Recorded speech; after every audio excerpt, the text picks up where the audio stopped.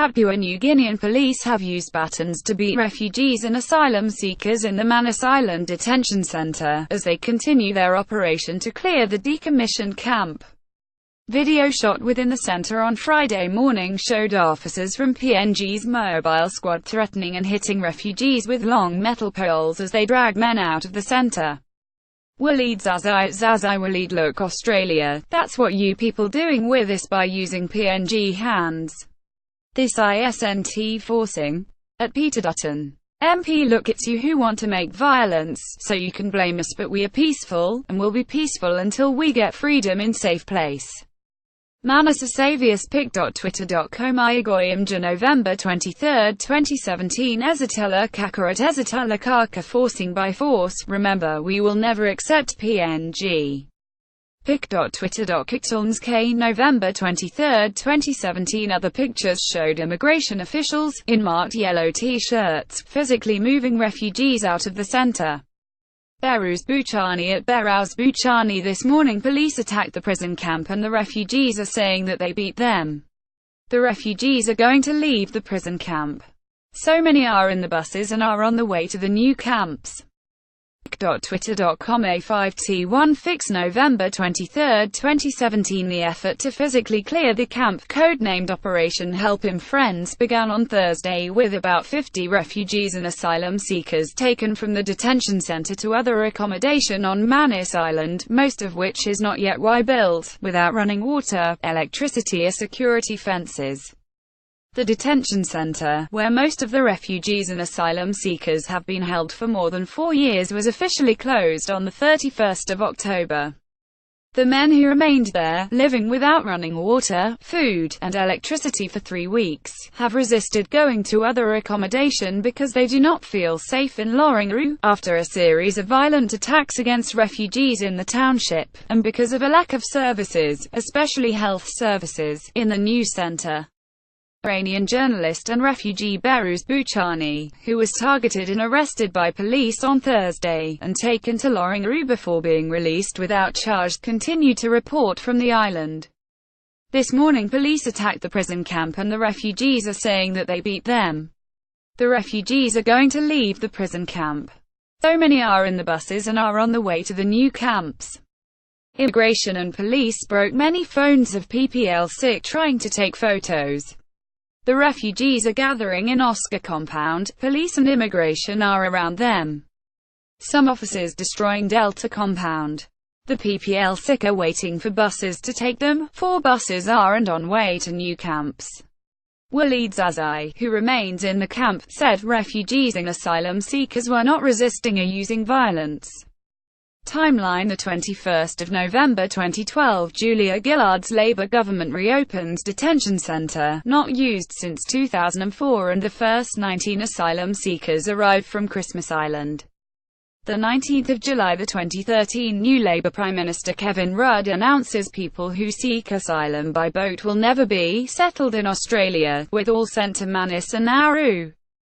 The 17th of February 2014, 3 days of violence leaves 70 detainees seriously injured, with some shot by police, stabbed and with their throats slit. Iranian detainee Reza Barati is murdered after security guards inflict fatal head injuries during the riot. The 13th of December 2015, more than 500 men begin a 12-week hunger strike in protest against conditions on the island. 2 stitch the lips together, 3 swallow razor blades, and collapsing strikers have to be forcibly removed by security. The 21st of July 2015, a Guardian investigation reveals widespread failings in the healthcare services provided by IHMS in detention centers, including Manus Island.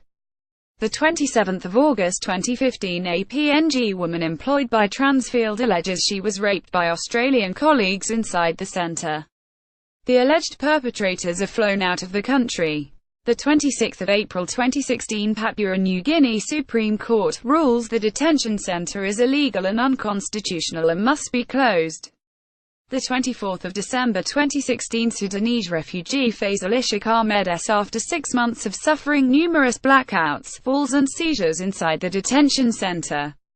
The 15th of May 2017, PNG immigration officials confirm the center will close on the 31st of October, and tell detainees to consider their options. Over the following months, basic services are shut down around detainees. To encourage them to leave, the 14th of June 2017, the Australian government settles a class action, paying $70 million compensation to more than 2,000 detainees for illegal detention and mistreatment, but denies any liability. The 7th of August 2017, Iranian asylum seeker Hamid Shamshiripur is found dead, having taken his own life. His friends say they pleaded with the Australian government to provide treatment for his mental health problems. The 26th of September 2017, 25 men leave Papua New Guinea for the US under a resettlement deal between Australia and the US. The total number to be transferred is still uncertain, with the US under no obligation to take a set amount. Thank you for your feedback. In Canberra, Malcolm Turnbull said the decommissioned detention centre was being cleared.